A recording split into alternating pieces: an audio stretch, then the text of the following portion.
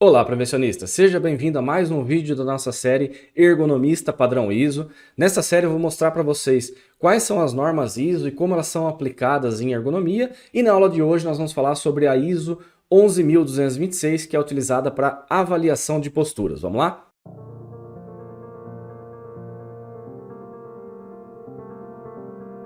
Bora lá então, pessoal, começar a nossa aula de hoje. Antes de qualquer coisa, eu já vou deixar um convite para vocês para se inscrever no canal e acompanhar as nossas redes sociais para não perder nenhuma dessas aulas, né? Não perder nenhum vídeo, porque nós vamos falar sobre todas as ISOs aplicadas em ergonomia. Então, se você não é inscrito no canal, pode correr o risco de não ser avisado sobre a próxima aula publicada, tá legal? Se inscreve para não perder nenhum conteúdo.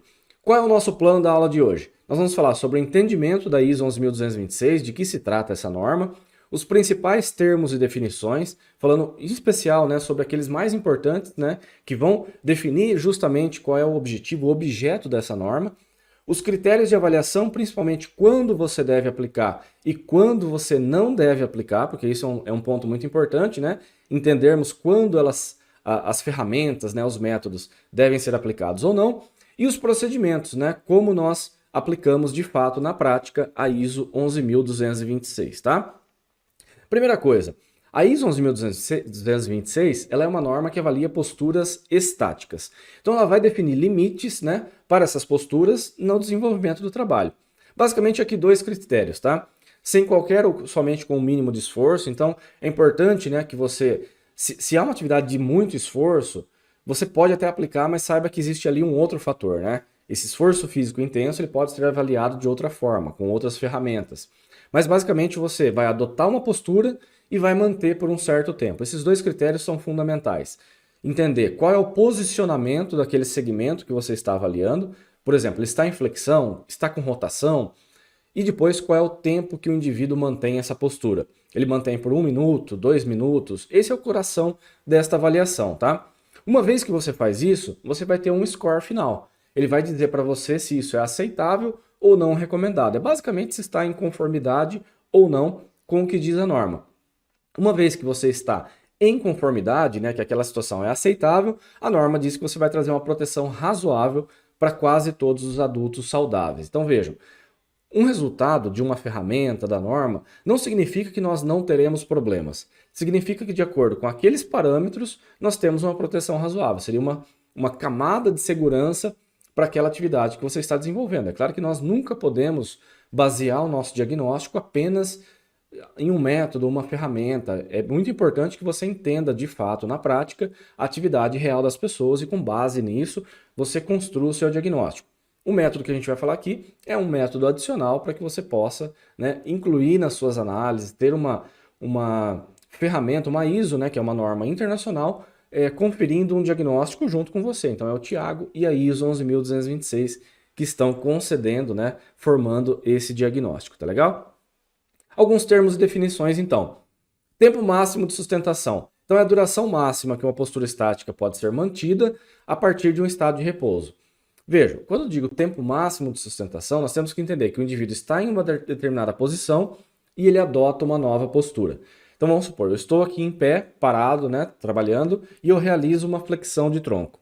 Eu saí de uma posição que é considerada neutra, né, em pé parado, uma posição ereta, e realizei uma flexão de 30 graus.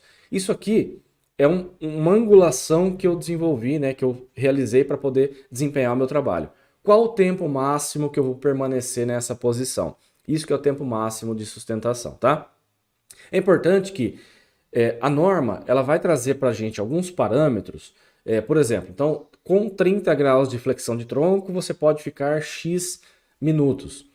Ela determina isso com base na nossa capacidade individual, né, na nossa fisiologia do trabalho, de modo que o músculo tenha pelo menos 80% de capacidade remanescente residual. É o que a norma chama de REC, tá?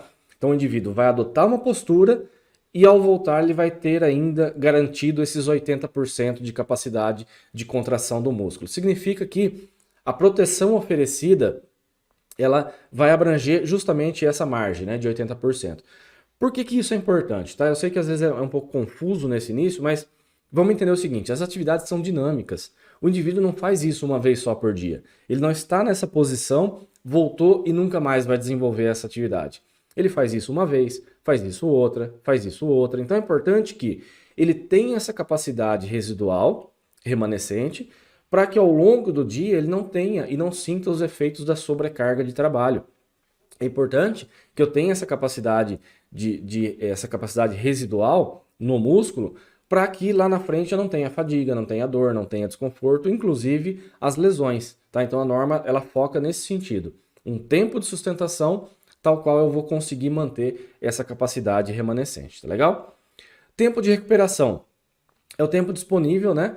Logo após você fazer uma atividade, né? Ou que você está totalmente apoiado ou que você está numa posição neutra. Então, vamos, nessa mesma situação, o indivíduo fez uma flexão de tronco, ele permaneceu ali por 2 minutos.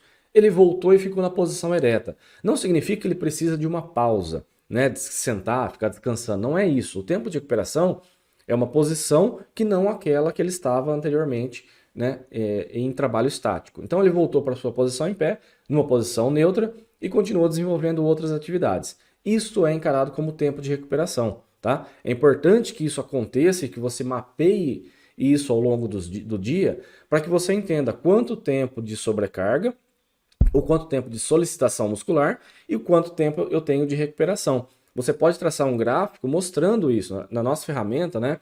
Claro que você não precisa fazer isso da forma como que a gente faz, mas nós mostramos isso no Excel de acordo com cada tempo de sustentação e cada tempo de recuperação. Então aqui, olha, ficou 1 minuto, descansou entre aspas, né? Teve tempo de recuperação de 2 minutos. Ficou mais 1 minuto e meio, ficou em recuperação mais 1 minuto e 20. E aí você vai mostrando qual é, ao longo desse período de observação, a capacidade remanescente do músculo. Qual é o REC encontrado para essa situação, que segundo a norma deve estar sempre em torno de 80%, tá bom? Postura de trabalho. Então, é difícil nós falarmos em uma postura correta ou incorreta, uma postura certa e uma postura errada. Na verdade, isso não existe, né? Nós temos uma postura correta ou incorreta para aquela situação, para aquele momento em que nós estamos avaliando. Então, veja, a elevação do braço é considerada uma postura incorreta, uma postura inadequada. Mas se isso acontece esporadicamente, por curtos períodos de tempo, isso não é um problema, tá? Então, a postura você sempre deve determinar nos seus diagnósticos com base na sua análise da atividade real das pessoas, né? Na sua análise ergonômica, você vai definir qual é o recorte, né? O que está acontecendo de fato naquela situação. Então, a postura de trabalho, os termos correto, incorreto, adequado ou inadequado, ele sempre se dá dentro de um recorte, dentro daquela situação que você está avaliando, ok? E a postura estática é aquela que é adotada e mantida, né? Então você sustenta uma determinada posição, um determinado posicionamento corporal por um determinado tempo. E qual é esse tempo?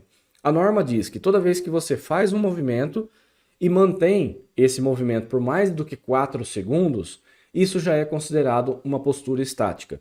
Então eu fiz a elevação de ombro, fiz uma flexão, por exemplo, e eu mantive por 10 segundos. Isso é considerado um trabalho estático e pode ser aplicado a essa norma, tá? De acordo com os critérios. Isso é importante para nós definirmos um corte, né? Quando nós vamos aplicar e quando nós não vamos aplicar.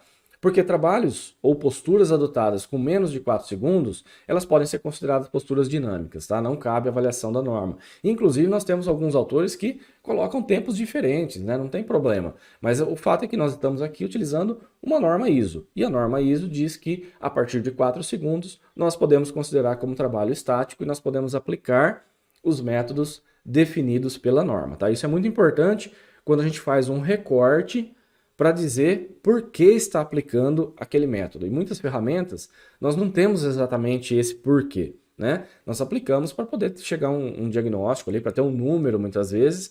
Aqui na norma, no caso da ISO 11226, nós temos esse porquê, que são posturas adotadas por mais que 4 segundos, tá legal? Bom, vamos lá. Quando avaliar então, pessoal?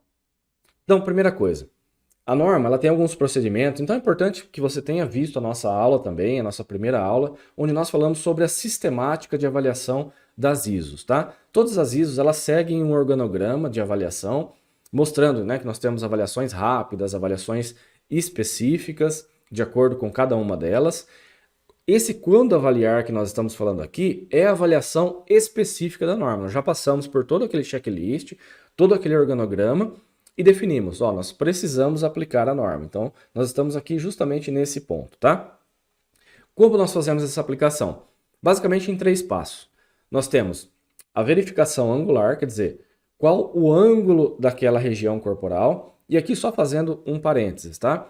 A ISO 11226, ela tem 3 segmentos característicos para avaliação com os procedimentos da norma, que são ombro, coluna vertebral e incluindo aqui na coluna o pescoço, que é uma avaliação em separado. Então nós temos tronco, pescoço e ombros. Essas 3 regiões corporais, nós temos procedimentos de avaliação. Para todas as outras regiões corporais, o que nós temos são limites de acordo com os extremos angulares que estão presentes ou não. Então, por exemplo, se a gente vai avaliar para punho, a norma não tem uma avaliação de acordo com o posicionamento do punho. Ela vai só perguntar para você, está numa posição extrema ou não? Se ele está numa posição extrema, estática, é não recomendado. Se ele não está numa posição extrema, ele é aceitável. Isso vale para membros inferiores, isso vale para algumas rotações do membro superior e assim por diante. O que nós temos procedimentos de avaliação é justamente para essas 3 regiões que a gente comentou, ombro, tronco e pescoço. Para as outras regiões corporais, você só vai dar o não recomendado se estiver no extremo, e se não estiver no extremo, talvez você possa utilizar uma outra ferramenta, né, para esses segmentos corporais, tá? Então a primeira coisa é a verificação do ângulo. Quantos graus o ombro está realizando de flexão? Quantos graus o tronco está realizando de flexão? O pescoço, mesma coisa, tá? O segundo ponto de avaliação, e aqui a gente vai fazer já um cruzamento, ó, que a gente está vendo aqui, é o tempo de manutenção. Então, como a gente já falou lá atrás, ele fez 45 graus de flexão de ombro e manteve nesta posição por quanto tempo? Ele manteve aqui por 1 minuto e meio. Então, esses dados é que você vai cruzar. Então, nós temos esses 2 parâmetros de avaliação. Eu recomendo fortemente, né, que você faça essa avaliação com o uso do software, né? Como nós já mencionamos aqui em outros vídeos, eu uso o Kinovia, né? Vou deixar, inclusive, o vídeo aqui na descrição, que é um software gratuito e permite que nós façamos, né, justamente calcular quanto tempo ele está permanecendo nessa postura e qual a angulação adotada. Eu não recomendo fazer isso na prática, pode ser feito também lá com goniômetro, tá? Seria uma medida bem precisa, inclusive. Mas vai inviabilizar muitas vezes o seu trabalho, vai ficar muito difícil que você faça isso lá em loco, posicionando o goniômetro para ver quantos graus a pessoa está desenvolvendo. Então faça uma boa coleta de dados, posicionando de uma forma adequada a câmera, né? Para que você não tenha efeito de paralaxe e outras coisas que podem acontecer na fotogrametria, mas uma vez que você coletou de forma adequada, você tem ali, pode ver várias vezes, ver esses períodos de sobrecarga, né? Quantas vezes ele está fazendo esse movimento, quantas vezes está mantendo essa contração, então é muito bacana, tá? Uma vez que você cruzou esses dados, você vai ter um gráfico formado. Então a norma ela tem um gráfico, né, para você plotar esses dados, para você chegar ao diagnóstico de que isso está aceitável ou não recomendado. Basicamente está em conformidade ou em não conformidade com a norma. Seria basicamente isso aqui que eu vou mostrar para vocês, ó. Nós temos aqui então um indivíduo, né, que está sendo avaliado com relação à flexão de tronco. Então aqui nós temos um indivíduo na posição inicial, aqui quando realizou a flexão formou um ângulo. Esse ângulo que você vai verificar como primeiro passo, tá? Esse é o passo 1 da sua avaliação. O outro ponto é quanto tempo ele está permanecendo nessa posição.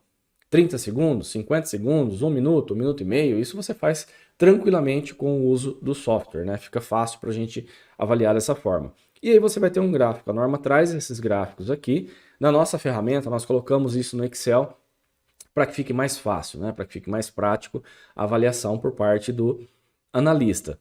Mas basicamente esse gráfico aqui ele vai ter essas 2 variáveis. Aqui, subindo, né, nós temos o tempo de manutenção, que aqui está em minutos, tá? Então, 1 minuto, 2 minutos, 3 minutos, 4 minutos. E aqui no eixo X, né, eu acho, nós temos aqui o tempo de sustentação. Então aqui, desculpem, o ângulo formado. 10 graus, 20 graus, 30 graus, 40 graus, 60 graus e assim por diante, tá? Então, nós plotamos no gráfico essas 2 variáveis. E aí nós fazemos um cruzamento, né? Vamos supor que o indivíduo ficou aqui, ó, 4 minutos nessa posição e ele adotou 40 graus de flexão. Então, seria um ponto mais ou menos aqui, né? Em que nós cairíamos nessa área 2 e tudo que está acima dessa linha que está sendo mostrada aqui no gráfico, o diagnóstico é de não recomendado. Tudo que está abaixo dessa linha é considerado como aceitável, tá? Então aqui nesse exemplo, 4 minutos com 40 graus ficou acima, então seria não recomendado. Mas vocês podem ver que no gráfico também tem duas áreas aqui, ó, marcadas mais escuras, né? Uma que vai até 20 graus e a outra que começa a partir de 60 graus. Então, o que significa isso? Nesse caso aqui, tá? Para avaliação de tronco, para cada segmento corporal nós temos um gráfico desse próprio. Nesse caso, para flexão de tronco, se for até 20 graus, independente do tempo de manutenção, a situação avaliada é aceitável. Porque até 20 graus nós não temos um impacto grande sobre as articulações, sobre o segmento da coluna vertebral, segundo a ISO 11.226, tá? Então até 20 graus, independente, não precisa fazer esse cruzamento, porque já é considerado como aceitável. Se tiver acima de 60 graus, aí é o contrário. Acima de 60 graus, independente do tempo de manutenção da postura, do tempo de sustentação, já é considerado como não recomendado. Então, acima de 60 graus não importa a angulação, o tempo de manutenção. Você já tem que dar como não recomendado, segundo a ISO 11.226. Então, aqui já seria aquela área vermelha.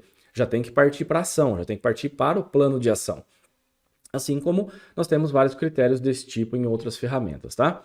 A área de avaliação, portanto, fica aqui entre 20 e 60 graus. É nessa faixa que nós devemos aplicar a ISO 11.226. E aí, uma vez que eu defini que é de 20 a 60 graus, tudo que tiver para baixo de 20 graus, ok, aceitável. Tudo que tiver para cima, não recomendado. E dentro dessa faixa, eu vou avaliar qual é a posição e qual é o tempo de sustentação. Faço esse cruzamento. Tudo que tiver para baixo dessa linha, que está aqui na região 4, é aceitável. Tudo que tiver para cima é dado como não recomendado, que é o que está mostrando aqui nesse quadro abaixo, que é um quadro avaliativo, tá bom?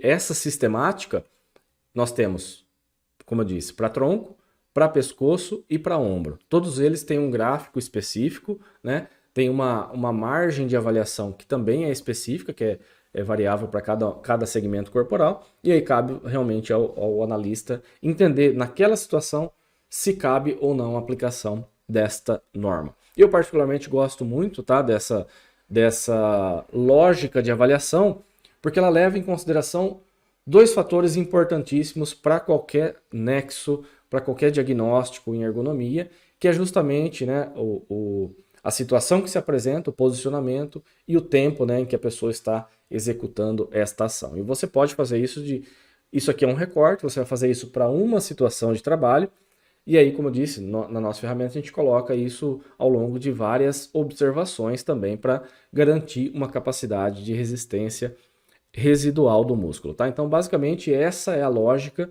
da avaliação específica da ISO 11.226. Pessoal, é claro que não dá para a gente falar tudo sobre a norma, porque ela é muito extensa, né? Nós temos, inclusive, um curso que trata só disso, mas não é nem essa questão hoje nesse vídeo. A questão é que eu quero que vocês entendam, né, que com base nessa explicação, né, que você tem dois fatores, que é o tempo de manutenção e a angulação adotada, você vai avaliar qualquer segmento corporal. E aí basta você pegar a norma, né, aplicar de acordo com aquele segmento corporal, fazer uma boa coleta de dados, né, como eu disse. Eu vou deixar o link na descrição da nossa aula sobre a utilização do Kinovia, que é um software gratuito, né, que você pode utilizar. É bem simples, inclusive, é bem bom, para que você possa ter uma coleta de dados adequada e, por consequência, um diagnóstico também adequado, tá legal?